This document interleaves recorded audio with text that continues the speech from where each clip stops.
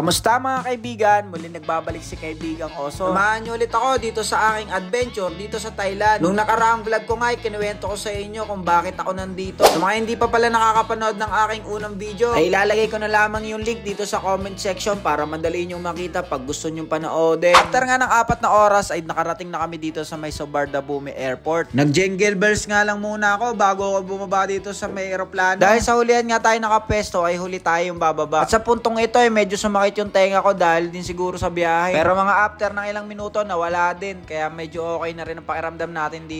Pagbaba namin ng eroplano ay ang unang agad naming hinanap ay ang tourist SIM card dito sa Thailand. Pag bumili ka pala ng SIM card dito automatic, meron na rin siyang load na pan data. Kaya ang hinanap ko agad dito ay yung pang good for 5 days na. Meron na akong baht dito eh. 1, 2, 3, 4. 500 baht. Ito, 50. ilang gig to? 15 gig, 8 days. 300 eh. Parang presyo lang din sa Globe yun. 800? Oo, kasi 1.76 lang yan eh. 1.76 yun. Parang Globe lang din.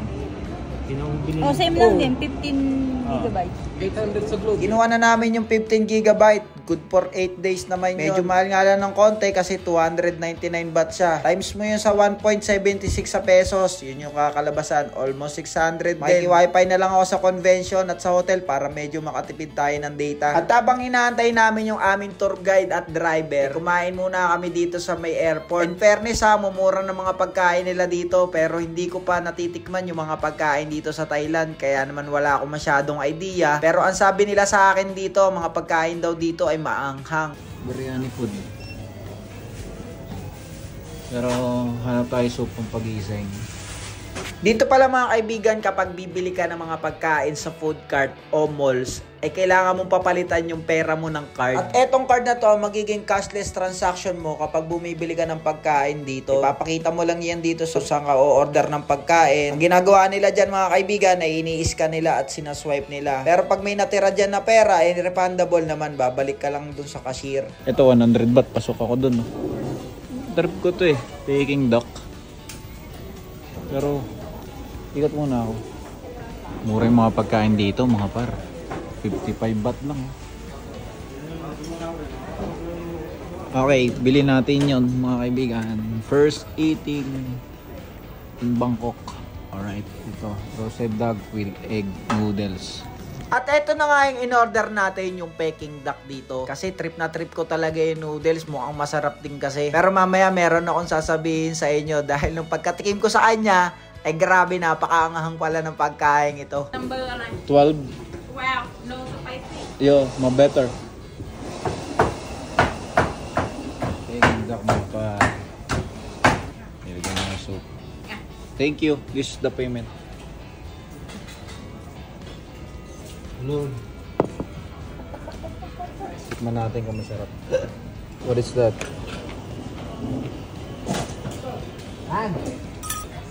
Sweet? Hindi, try mo lahat. I try all? All? I try all? Yung pad thai daw na in-order ako. Try nga natin lahat. Pati to? This one. Tubig to. Alright, let's go guys. Tikman natin to. Baka ito yung naano ko. Tikman natin. Tignan mo to. Bakit? Mangang din. Hindi siya manghang. Mangang to kasi ano to eh. Ilagyan ko ng sauce eh. Tingnan natin.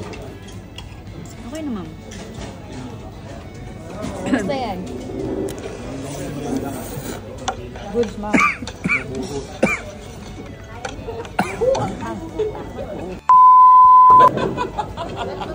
Anghang?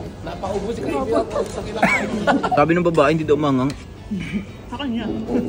Na-scam tayo ni nanay. Sabi niya sa akin, hindi daw maanghang. Pero okay lang, masarap naman yung pagkain. Masarap siya kaso mangang.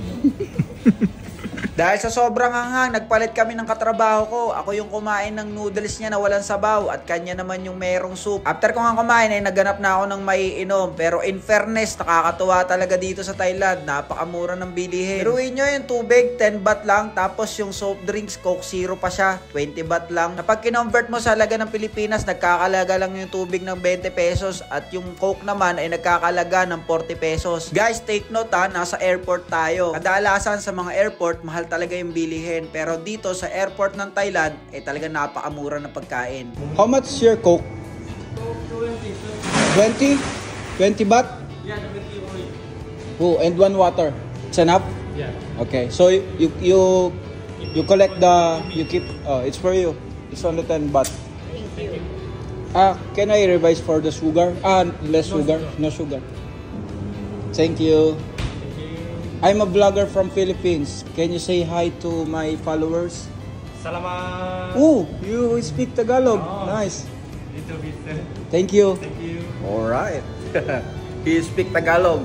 At after nga ng mga ilang oras ay dumating na yung sundo namin. Siya rin pala yung magiging driver namin at magtutor sa amin para sa mga papasyalan namin na lugar dito sa Thailand. Kaya naman samahan nyo ulit ako sa susunod ko na video. Dahil ikikwento ko sa inyo ang mga naging experience ko sa mga lugar na pinuntahan namin. Simula sa pagsakay dito sa VIP van at pagpunta sa mga sikat na pasyalan dito sa lugar nila. Ako si kaibigang Oso, empleyado, pamilyado at higit sa lahat, negosyante. Magkita-kita tayo sa susunod ko na video. Paalam!